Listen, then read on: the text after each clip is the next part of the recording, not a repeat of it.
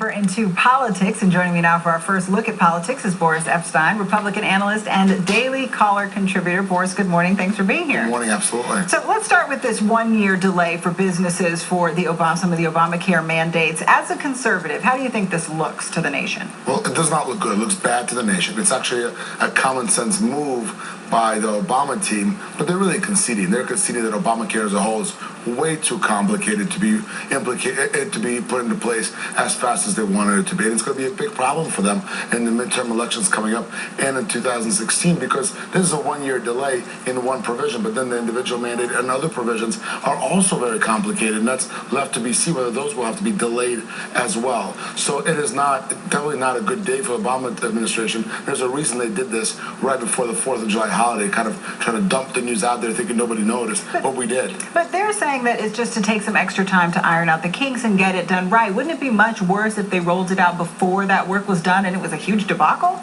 Yeah, but it could still be a huge debacle.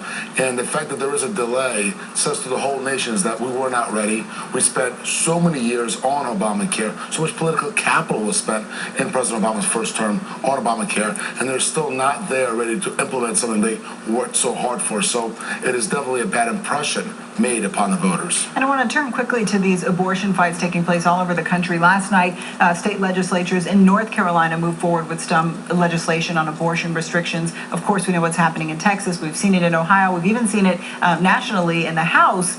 Why is the GOP taking on this fight right now? Nationally, it's a mistake. And I've said this to you before, I've written about it. Nationally, it's a mistake for the GOP to take on this fight. But statewide, so on a state-by-state basis, Republicans should be taking on the fight if their electorate is pushing them to do so. So if the legislature is elected, the people who brought them there say, hey, we want to fight an abortion, then they should be taking on the fight. At the state level is exactly where it should be taking place, not the national level. Nationally, Republicans should be focused on small government, low taxes, national security.